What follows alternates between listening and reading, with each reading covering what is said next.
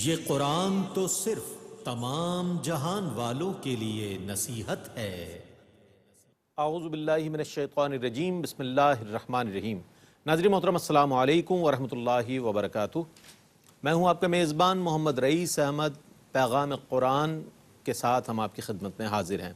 قرآن کریم کی تلاوت، ترجمہ اور تفسیر پیش کی جاتی ہے اس پروگرام میں، اور آج انشاءاللہ پہلے پارے کی سورہ بقرہ کی آیت 113 تا پہلے پارے کے اختتام تک کی آیات کی تلاوت فرمائیں گے قاری نعمان نعیمی صاحب۔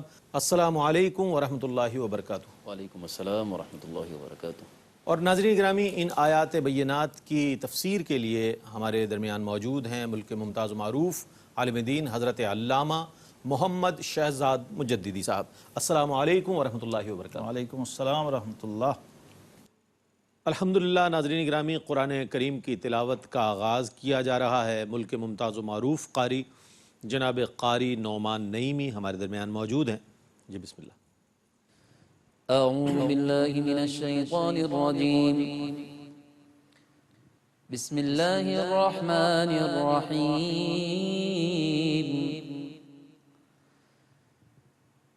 وقالت اليهود ليست النصارى على شيء وقالت النصارى ليست اليهود على شيء وهم يتلون الكتاب كذلك قال الذين لا يعلمون مثل قولهم فالله يحكم بينهم يوم القيامة فيما كانوا فيه يختلفون۔ میں اللہ کی پناہ میں آتا ہوں شیطان مردود سے۔ اللہ ہی کے نام سے شروع کرتا ہوں جو نہایت رحم فرمانے والا بہت مہربان ہے۔ اور یہود نے کہا کہ نصارہ کا دین کچھ نہیں، اور نصارہ نے کہا کہ یہود کا دین کچھ نہیں، حالانکہ وہ دونوں آسمانی کتاب پڑھتے ہیں۔ اسی طرح بے علم لوگ مشرکین ان کی مثل باتیں کرتے ہیں، سو اللہ قیامت کے دن ان کے درمیان اس چیز میں فیصلہ فرما دے گا کہ جس میں وہ اختلاف کرتے تھے۔ ومن أظلم ممن منع مساجد الله أن يذكر فيها اسمه وسعى في خرابها أولئك ما كان لهم أن يدخلوها إلا خائفين لهم في الدنيا خزي ولهم في الآخرة عذاب عظيم۔ اور اس سے بڑا ظالم اور کون ہے جو اللہ کی مساجد میں اس کے نام کے ذکر سے منع کرے اور ان کو ویران کرنے کی کوشش کرے۔ یہ لوگ بغیر خوف کے مسجدوں میں داخل ہونے کے لائق نہیں، ان کے لیے دنیا میں رسوائی ہے اور آخرت میں ان کے لیے بڑا عذاب ہے۔ وَلِلَّهِ الْمَشْرِقُ وَالْمَغْرِبُ فَأَيْنَمَا تُوَلُّوا فَثَمَّ وَجْهُ اللَّهِ إِنَّ اللَّهَ وَاسِعٌ عَلِيمٌ۔ اور مشرق اور مغرب اللہ ہی کے لیے ہیں، تم جہاں کہیں بھی منہ کرو گے وہیں اللہ کی طرف منہ کرو گے، بے شک اللہ بڑی وسعت والا بہت علم والا ہے۔ وقالوا اتخذ الله ولدا سبحانه بل له ما في السماوات والأرض كل له قانتون۔ اور انہوں نے کہا اللہ تعالیٰ اولاد رکھتا ہے، وہ اس سے پاک ہے، بلکہ تمام آسمان اور زمینیں اسی کی ملکیت میں ہیں، سب اسی کے مطیع ہیں۔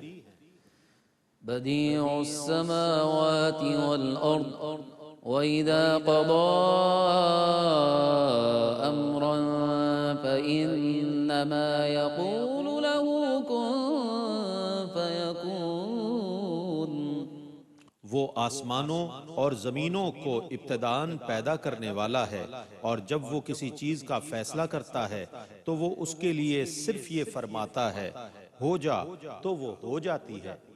وقال الذين لا يعلمون لولا يكلمنا الله أو تأتينا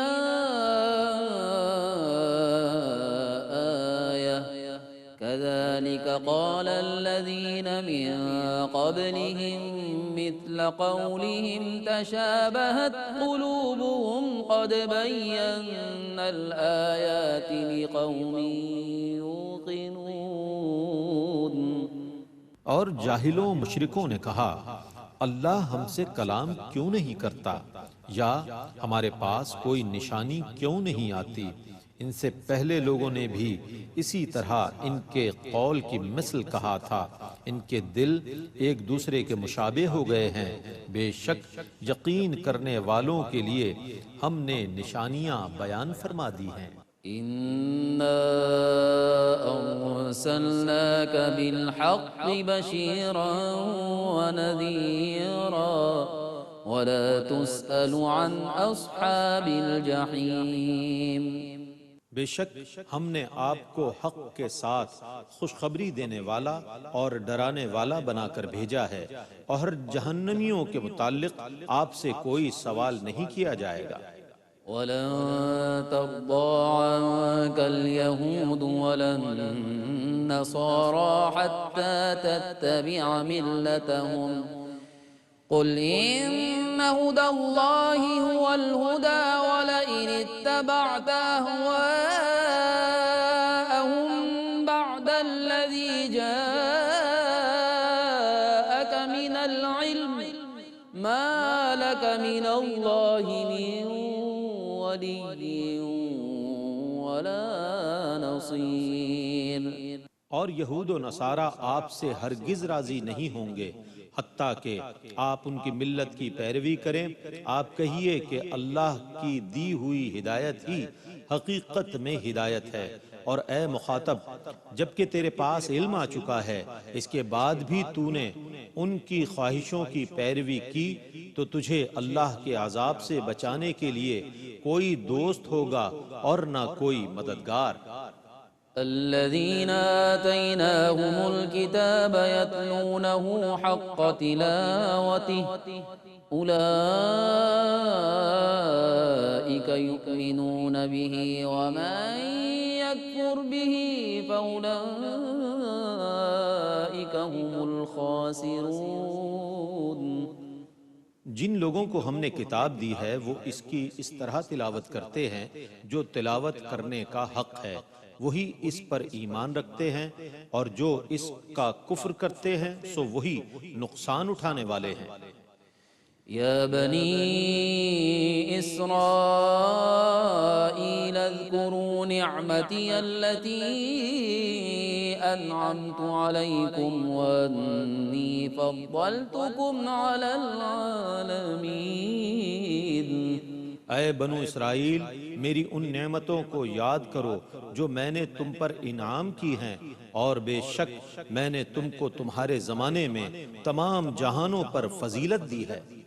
واتقوا يوما لا تجزي نفس عن نفس شيئا ولا يقبل منها عدل ولا تنفعها شفاعة ولا هم ينصرون۔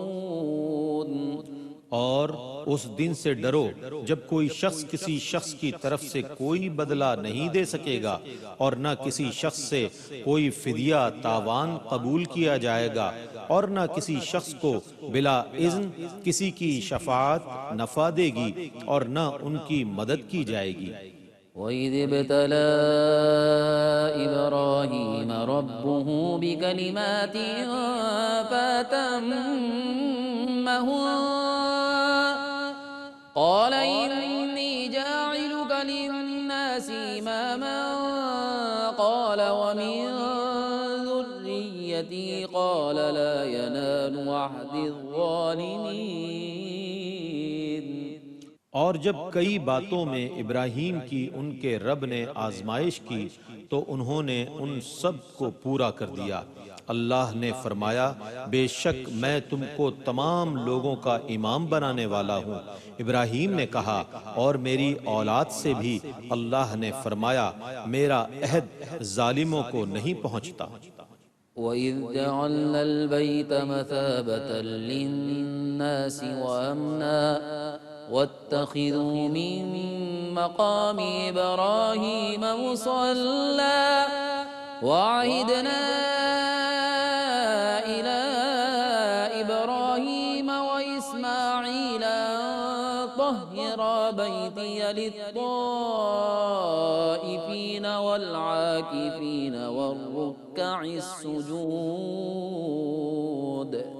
اور یاد کیجئے جب ہم نے بیت اللہ کعبے کو لوگوں کے لیے معبد اور امن کی جگہ بنا دیا اور مقام ابراہیم کو نماز پڑھنے کی جگہ بنا لو، اور ہم نے ابراہیم اور اسماعیل سے تاکیداً فرمایا کہ میرے گھر کو طواف کرنے والوں، اعتکاف کرنے والوں، رکوع کرنے والوں اور سجدہ کرنے والوں کے لیے پاک رکھو۔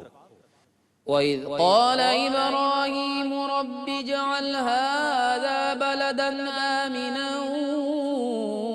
وَارْزُقْ أَهْلَهُ مِنَ الثَّمَرَاتِ مَنْ آمَنَ مِنْهُم بِاللَّهِ وَالْيَوْمِ الْآخِرِ قَالَ وَمَن كَفَرَ فَأُمَتِّعُهُ قَلِيلًا ثُمَّ أَضْطَرُّهُ إِلَىٰ عَذَابِ النَّارِ وَبِئْسَ الْمَصِيرُ۔ اور یاد کرو جب ابراہیم نے کہا اے میرے رب اس جگہ کو امن والا شہر بنا دے اور اس میں رہنے والوں میں سے جو اللہ اور یوم آخر پر ایمان لائیں ان کو پھلوں سے رزق عطا فرما۔ فرمایا اور جس نے کفر کیا میں اس کو بھی تھوڑا سا فائدہ پہنچاؤں گا، پھر اس کو مجبور کر کے دوزخ میں ڈالوں گا، اور وہ کیا ہی برا ٹھکانہ ہے۔ وَإِذْ يَرْفَعُ إِبْرَاهِيمُ الْقَوَاعِدَ مِنَ الْبَيْتِ وَإِسْمَاعِيلُ رَبَّنَا تَقَبَّلْ مِنَّا إِنَّكَ أَنتَ السَّمِيعُ الْعَلِيمُ۔ اور یاد کیجئے جب ابراہیم اور اسماعیل کعبے کی بنیادیں اٹھا رہے تھے اور اس وقت وہ یہ دعا کر رہے تھے اے ہمارے رب ہم سے قبول فرما، بے شک تو بہت ہی سننے والا خوب جاننے والا ہے۔ رَبَّنَا وَاجْعَلْنَا مُسْلِمَيْنِ لَكَ وَمِن ذُرِّيَّتِنَا أُمَّةً مُسْلِمَةً لَكَ وَأَرِنَا مَنَاسِكَنَا وَتُبْ عَلَيْنَا إِنَّكَ أَنتَ التَّوَّابُ الرَّحِيمُ۔ اے ہمارے رب اور ہمیں خاص اپنی فرما برداری پر برقرار رکھ، اور ہماری اولاد میں ایک امت کو خاص اپنا فرما بردار کر، اور ہمیں حج کی عبادات بتا اور ہماری توبہ قبول فرما، بے شک تو ہی بہت توبہ قبول فرمانے والا بہت رحم فرمانے والا ہے۔ ربنا وابعث فيهم رسولا منهم يتلو عليهم آياتك ويعلمهم الكتاب والحكمة ويزكيهم إنك أنت العزيز الحكيم۔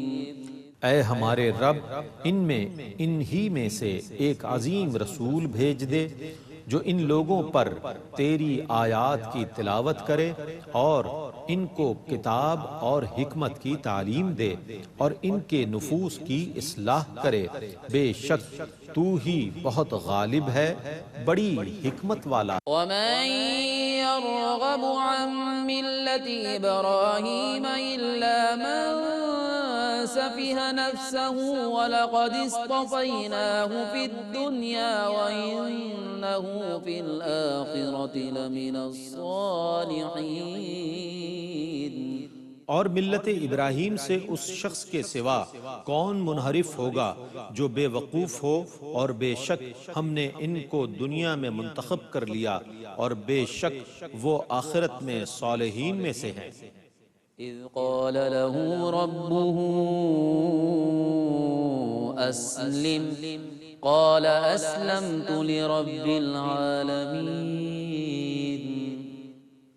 اور یاد کیجئے جب ان سے ان کے رب نے کہا میری اطاعت پر برقرار رہو، انہوں نے کہا میں تمام جہانوں کے رب کی اطاعت پر قائم ہوں۔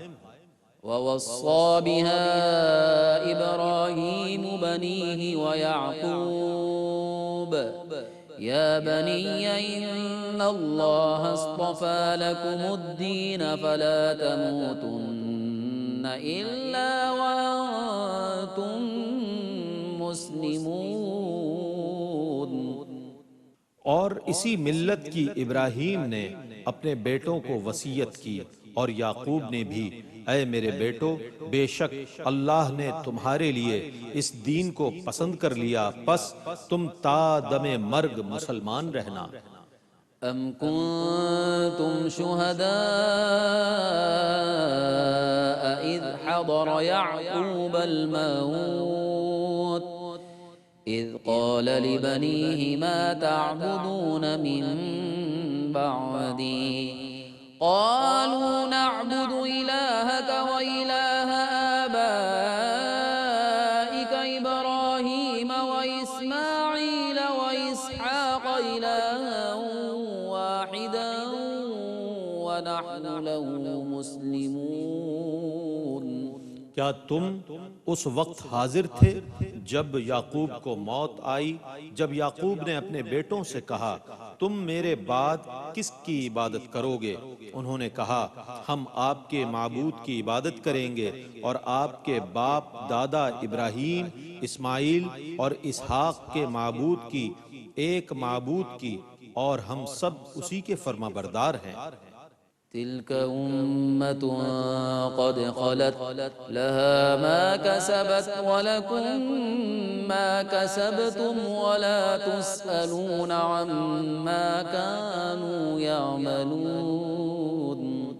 وہ امت گزر چکی ہے، اس نے جو کام کیے اس کے لیے ان کا بدلہ ہے، اور تم نے جو کام کیے تمہارے لیے ان کا بدلہ ہے، اور ان کے کاموں کے متعلق تم سے کوئی سوال نہیں کیا جائے گا۔ وقالوا كونوا هودا أو نصارى تهتدوا قل بل ملة إبراهيم حنيفا وما كان من المشركين۔ اور اہل کتاب نے کہا یہودی یا عیسائی ہو جاؤ تو ہدایت پا جاؤ گے، آپ کہیے نہیں، بلکہ ہم ابراہیم کی ملت پر ہیں جو باطل سے اعراض کرنے والے تھے اور مشرکین میں سے نہ تھے۔ قولوا آمنا بالله وما أنزل إلينا وما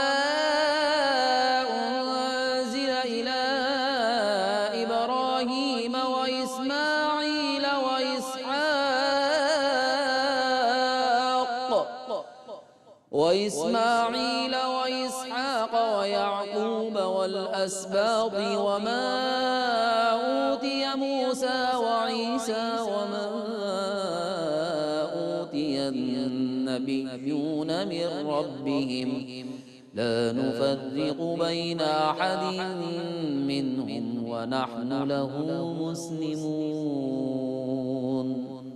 مسلمانوں تم کہو ہم اللہ پر ایمان لائے اور اس پر جو ہماری طرف نازل کیا گیا اور اس پر جو ابراہیم، اسماعیل، اسحاق، یعقوب اور ان کی اولاد پر نازل کیا گیا، اور اس پر جو موسیٰ اور عیسیٰ کو دیا گیا، اور اس پر جو دوسرے نبیوں کو ان کے رب کی طرف سے دیا گیا۔ ہم ایمان لانے میں نبیوں میں سے کسی ایک میں بھی فرق نہیں کرتے، اور ہم اسی ایک رب کے فرما بردار ہیں۔ فَإِنْ آمَنُوا بِمِثْلِ مَا آمَنْتُمْ بِهِ فَقَدِ اهْتَدَوْا وَإِنْ تَوَلَّوْا فَإِنَّمَا هُمْ فِي شِقَاقٍ فَسَيَكْفِيكَهُمُ اللَّهُ وَهُوَ السَّمِيعُ الْعَلِيمُ۔ سو اگر وہ ان کی مثل پر ایمان لے آئیں جن پر تم ایمان لائے ہو تو بے شک وہ ہدایت پائیں گے، اور اگر وہ انحراف کریں تو جان لیجئے کہ وہ محض ضد اور ہٹ دھرمی پر ہیں، تو ان قریب ان کے شر سے بچانے کے لیے اللہ آپ کو کافی ہوگا، اور وہ بہت سننے والا خوب جاننے والا ہے۔ صبغة الله ومن أحسن من الله صبغة ونحن له عابدون۔ تم ان سے کہو ہم نے خود کو اللہ کے رنگ میں رنگ لیا، اور اللہ کے رنگ سے اور کس کا رنگ بہتر ہوگا، اور ہم اسی کی عبادت کرتے ہیں۔ قل أتحاجوننا في الله وهو ربنا وربكم ولنا أعمالنا ولكم أعمالكم ونحن له مخلصون۔ آپ کہیے کیا تم اللہ کے متعلق ہم سے بحث کرتے ہو، حالانکہ وہ ہمارا رب ہے اور تمہارا رب ہے، اور ہمارے لیے ہمارے اعمال ہیں اور تمہارے لیے تمہارے اعمال ہیں، اور ہم اسی کے ساتھ مخلص ہیں۔ أم تقولون إن إبراهيم وإسماعيل وإسحاق ويعقوب والأسباط كانوا هودا أو نصارى قل أنتم أعلم أم الله ومن أظلم ممن كتم شهادة عنده من الله وما الله بغافل عما تعملون۔ کیا تم کہتے ہو کہ بے شک ابراہیم، اسماعیل، اسحاق، یعقوب اور ان کی اولاد یہودی یا عیسائی تھے؟ آپ کہیے کیا تم زیادہ جاننے والے ہو یا اللہ؟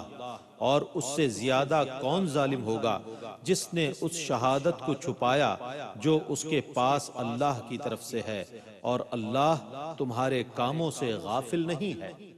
تلك أمة قد خلت لها ما كسبت ولكم ما كسبتم ولا تسألون عما كانوا يعملون۔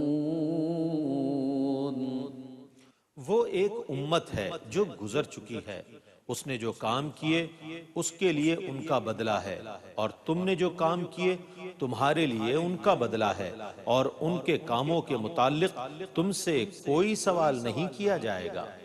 ماشاءاللہ۔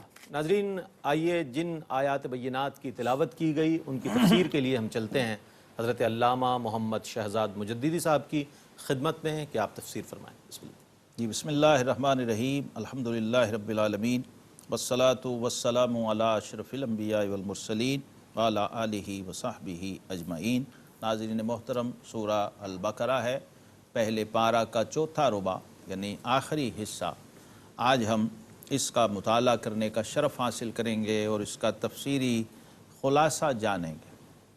ماہ رمضان المبارک سے قرآن کی مناسبت کو آپ ذہن میں رکھیے، اور پھر قرآن پاک کے ترجمہ اور تفسیر سے استفادہ کیجئے، تو آپ دیکھیے کہ رمضان کی برکات اور اس کے انوار و تجلیات دو چند ہو جائیں گے، کیونکہ قرآن اور رمضان کا چولی دامن کا ساتھ ہے، اور رمضان کا بہت بڑا شرف اور رمضان کا حقیقی تعارف ہی یہی ہے، شہر رمضان الذی انزل فیہ القرآن، اس میں قرآن اترا ہے۔ رمضان کا شرف قرآن ہے، تو جب ہم قرآن سے جڑ جائیں گے، قرآن سے تعلق بن جائے گا، تو وہی فضائل، وہی شرافت اور وہی بزرگی قرآن پاک کی برکت سے ہمیں بھی نصیب ہوگی انشاءاللہ۔ سورہ البقرہ کی آیت 110، یہاں پر چونکہ خطاب بنی اسرائیل سے ہی چل رہا ہے اور ان کے مختلف رویوں کو یہاں پر ڈائریکٹ اور انڈائریکٹ، بالواسطہ اور بلا واسطہ بیان کیا جا رہا ہے۔ اب یہاں ایک امر آ رہا ہے، حکم آ رہا ہے دوبارہ سے، وَأَقِيمُوا الصَّلَاةَ، نماز قائم رکھو۔ یہ بھی قابل غور ترجمہ ہے، نماز قائم کرو نہیں، قائم رکھو، یعنی مستقل کیفیت نماز میں رہو۔ یہ بہت اہم بات ہے قرآن پاک میں، چونکہ بار بار آتی ہے اور لوگ رئیس سب کنفیوز بھی ہو جاتے ہیں نا کہ جی یہ نماز پڑھنا کیا ہے اور نماز قائم کرنا کیا ہے۔ تو یہ آج سمجھنے کی ضرورت ہے، جب تک نماز قائم نہیں ہوگی نماز کی حقیقی برکات ہمیں سمجھ نہیں آ سکتی ہیں۔ تو قائم کرنا یہ ایک تجربہ ہے جس سے ہمیں خود کو گزارنا ہوگا، اور اس کی پہلی بنیادی شرط ہے نماز کا اہتمام کرنا۔ ایک ہے نماز کو بغیر اہتمام کے ادا کرنا، اور ایک ہے نماز کو پورے اہتمام کے ساتھ ادا کرنا۔ جب آپ نماز کو اہتمام کے ساتھ ادا کرنا شروع کرتے ہیں تو نبی کریم علیہ السلام کا ارشاد گرامی ہے، من جلس ان ینتظر للصلاۃ فہو فی الصلاۃ، فرمایا جو نماز کے انتظار میں ہے وہ نماز میں ہی ہے۔ آپ جب نماز کے انتظار میں ہوں گے اور جہاں بھی ہوں گے آپ نماز میں، کیا بات، تو وہ برکتیں، وہ ثواب آپ کو نصیب رہے گا۔ اس لیے جو نمازی نماز پڑھ کے آ جائے اور دھیان نماز میں رہے کہ میں نے اگلی نماز کے لیے جانا ہے، نیت یہ رکھے کہ میں نے اگلی نماز کے لیے جانا ہے، تو وہ نماز ہی میں شمار ہوتا ہے اور اس کو وہی اجر و ثواب ملتا رہتا ہے۔ اور ساتھ ہی ساتھ قرآن پاک میں ذکر آتا ہے زکوٰۃ بھی ادا کرو، یعنی دونوں فرائض ہیں، دونوں ارکان دین ہیں، تو ان کا ذکر قرآن پاک میں اکثر اکٹھے اور یکجا آتا ہے۔ نماز قائم کرنا اور زکوٰۃ ادا کرنا یہ لازم و ملزوم ہے۔ زکوٰۃ کا تعلق مال سے ہے، نماز کا تعلق جسم سے ہے۔ تو علماء فرماتے ہیں کہ جس طرح زکوٰۃ مال کو پاک کرتی ہے، اسی طرح نماز جسم اور وجود کو پاک کرتی ہے۔ تو جب یہ دونوں پاکیاں حاصل ہو جائیں تو زندگی پاک ہو جاتی ہے، زندگی میں پاکیزگی اور طہارت کا ایلیمنٹ آ جاتا ہے۔ اور فرمایا اپنی جانوں کے لیے جو بھلائی آگے بھیجو گے اسے اللہ کے یہاں پاؤ گے، یہ مت سمجھو کہ وہ ضائع ہو رہا ہے، وہ سب محفوظ ہے، کہیں بھی جا نہیں رہا۔ لیکن یہود کا رویہ کیا تھا؟ یہود سمجھتے تھے ہم تو بحث اگر سزا ملی بھی تو بہت تھوڑی دیر کے لیے جہنم میں جائیں گے۔ یہ ایک بہت بڑا وسوسہ تھا، شیطانی اور غلط رویہ تھا، جس کی قرآن نے نفی فرما دی کہ ایسا بالکل نہیں ہے، یہ تمہارا زعم باطل ہے۔ اور فرمایا حبیب ان سے کہیے قل ہاتوا برہانکم ان کنتم صادقین، اگر تم سچے ہو تو اپنی سچائی کی کوئی دلیل لاؤ۔ پھر ایک رویہ اکثر مذاہب کے اندر اور مسالک کے اندر یہ پایا جاتا ہے کہ ایک مذہب دوسرے مذہب کی نفی کرتا، ایک مسلک دوسرے مسلک کی نفی کرتا ہے اور اس کا انکار کرتا ہے۔ اس کو بھی قرآن نے ایڈریس کیا ہے۔ یاد رکھیے کہ بنی اسرائیل میں یہود اور نصارہ دونوں ہیں، یہاں خاص طور پہ یہود سے خطاب چل رہا ہے اور ان کے رویوں پہ بات ہو رہی ہے۔ یہ ایک ان کا مذہبی تعصب تھا جس کو قرآن نے بیان کیا، وقالت اليہود لیست النصارى علی شیء۔ کہتے ہیں حبیب جب آپ یہود کو دعوت دیں گے نا تو وہ اپنے سامنے نصارہ کی فضیلت برداشت نہیں کریں گے۔ جو تورات پہ ایمان رکھ رہے ہیں وہ زبور کا انکار کر رہے ہیں، اور وقالت النصارى لیست اليہود علی شیء، جب نصارہ سے مخاطب ہوں گے وہ کہیں گے جناب یہود کوئی چیز نہیں، ہم نہیں مانتے۔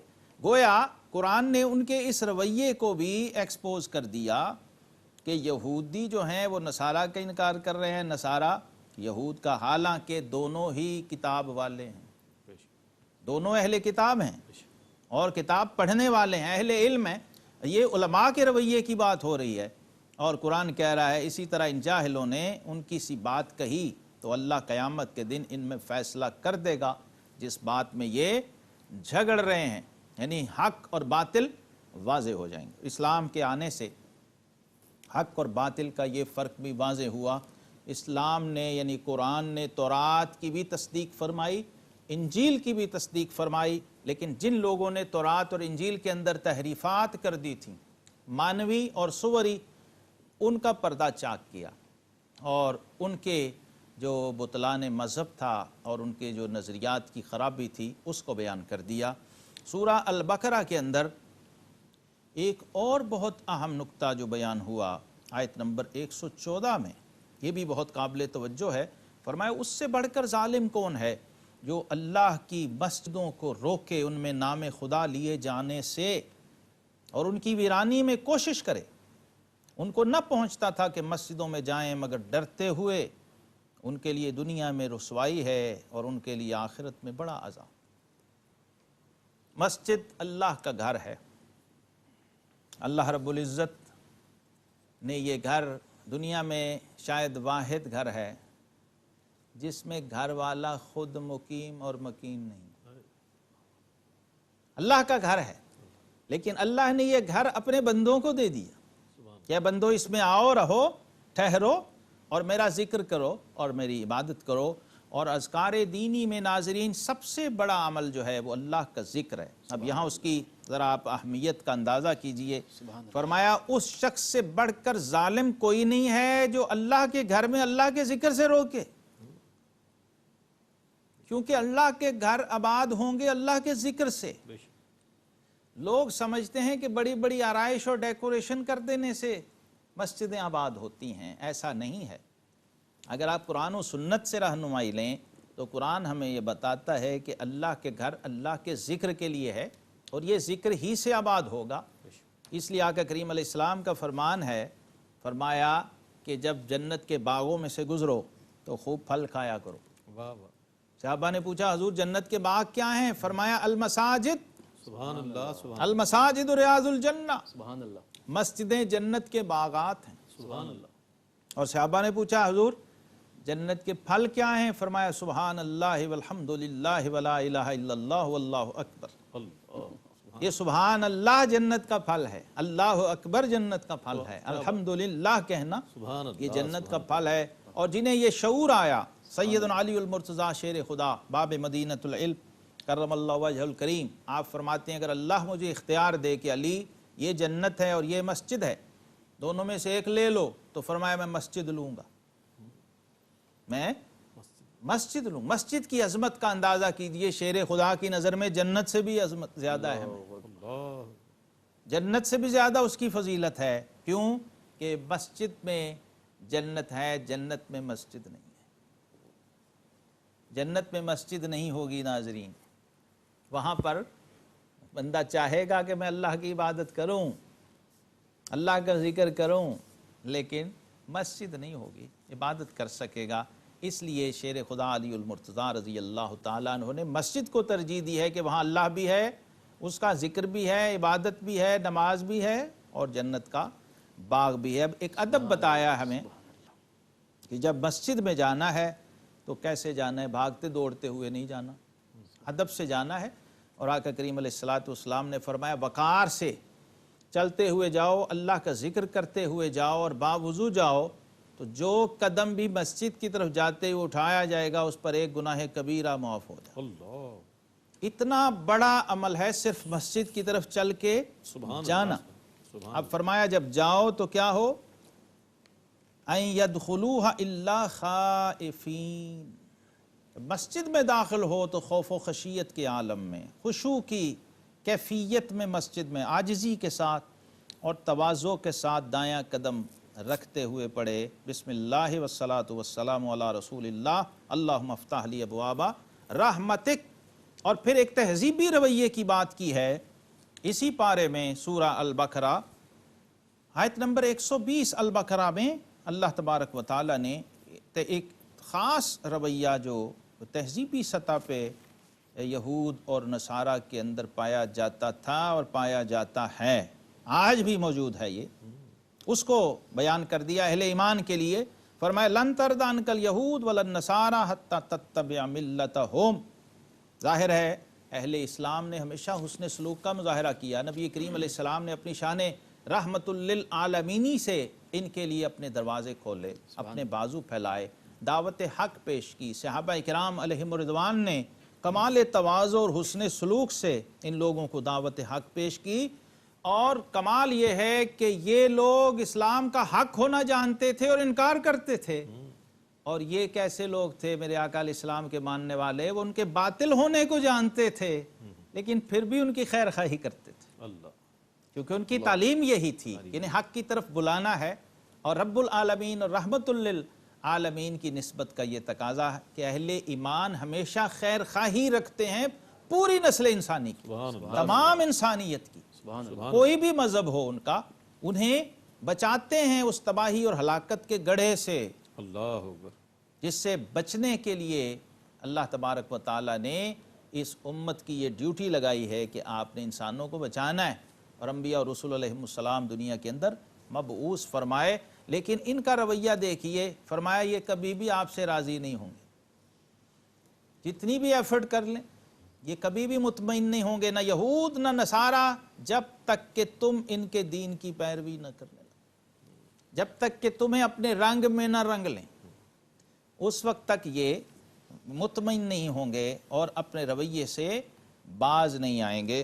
قرآن پاک نے یہ دو ٹوک انداز سے سمجھا دیا کہ یہود اور نصارہ یہ جس روش کو اپنا چکے ہیں اور جس پر چل چکے ہیں، یہ یا تو حق کو مان کے دائرہ اسلام میں داخل ہو جائیں پوری دیانت کے ساتھ اور پورے کمال یقین کے ساتھ، ورنہ یہود اور نصارہ اپنے مذہب پر رہتے ہوئے کبھی بھی آپ کی خیر خواہی نہیں چاہیں گے، کبھی بھی نہیں چاہیں گے کہ آپ اسلام پر، دین پر، ایمان پر اور اللہ کے بھیجے ہوئے نظام پر چلتے رہیں اور یہ آپ کو ایسے ہی چھوڑ دیں. بلکہ جس طرح آپ حق کے لیے کوشش کر رہے ہیں، یہ لوگ چونکہ ان کی طبیعتیں باطل پسند ہیں، اس لیے یہ اس باطل کو حق سمجھتے ہیں اور یہ چاہیں گے کہ باقی سب کو بھی اپنے رنگ میں رنگ لیں.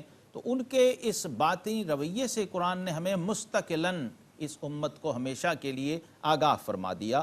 اور آخر میں اسی پارے میں سورہ البقرہ میں جہاں آدم علیہ السلام کے قصے سے بات شروع ہوئی تھی، یہاں پر جد الانبیاء حضرت ابراہیم خلیل علیہ السلام کی مرکزیت اور امامت کا بیان کر دیا گیا ہے اور ان کو پیمانہ حق بنایا، قرآن میں معیار حق بنایا ہے. اور اس کی بہت بڑی حکمت کیا ہے کہ یہود بھی کہتے ہیں ہم ابراہیمی ہیں، نصارہ بھی کہتے ہیں ہم ابراہیمی ہیں. تو رب کائنات نے ان کے جھوٹ کا جو پردہ چاک فرما دیا، فرمایا آؤ پھر میرے خلیل کے معیار پر تمہیں پرکھ لیتے ہیں. حق کا فیصلہ اب ابراہیم علیہ السلام کی مرکزیت و امامت پر قرار دیا اور فرمایا یاد کرو جب ابراہیم کو اس کے رب نے کچھ باتوں سے آزمایا تھا تو اس نے وہ پوری کر دکھائیں. اور یہ قرآن پاک کی آیت ہے، انی جاعلک للناس اماما، اے خلیل ہم آپ کو تمام لوگوں کے لیے پیشوا بنانے والے ہیں. سبحان اللہ. تو آپ نے دعا فرمائی تھی کہ اللہ میری اولاد سے بھی، تو فرمایا ہاں تمہاری اولاد سے بھی امامت کا یہ فیض چلے گا، لیکن لا ینال عہد الظالمین، ظالم جو ہوں گے وہ خواہ آپ کی اولاد میں سے ہی ہوں، ابو جہل ہو، ابو لہب ہو، اس کو یہ فیض نہیں پہنچے گا. اور اسی پارے کے آخری حصے میں سورہ البقرہ میں ایک اور بہت اہم نقطہ اٹھایا. جب جناب خلیل کی بات آئی تو فرمایا وَاتَّخِذُوا مِن مَقَامِ إِبْرَاهِيمَ مُصَلَّى. مقام ابراہیم وہ پتھر ہے ناظرین، آج بھی ساری دنیا جانتی ہے اور تمام اہل ایمان جا کے اس کی زیارت کرتے ہیں، جس پر جناب ابراہیم خلیل علیہ السلام کے قدموں کے نشان ہیں. اور قرآن کے الفاظ دیکھیے، فرمایا وَاتَّخِذُوا مِن مَقَامِ إِبْرَاهِيمَ مُصَلَّى.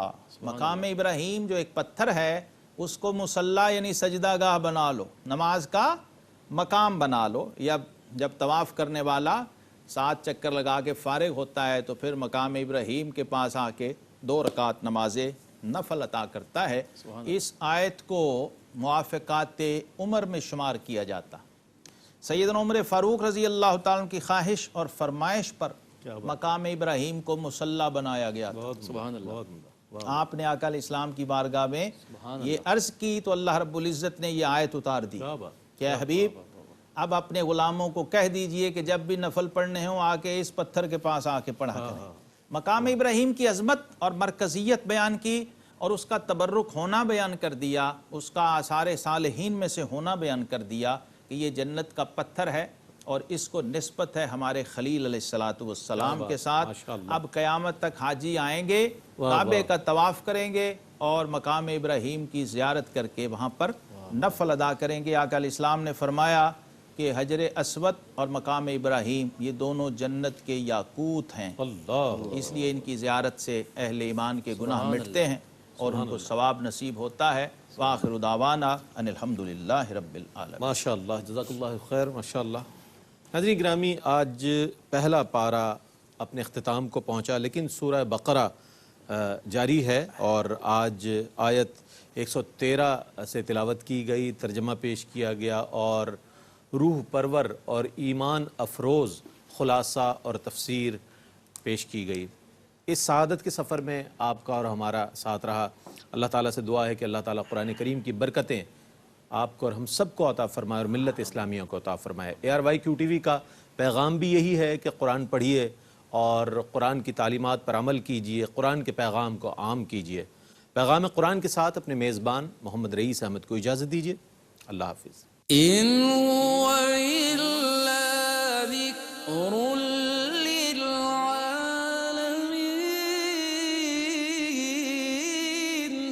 یہ قرآن تو صرف تمام جہان والوں کے لیے نصیحت ہے۔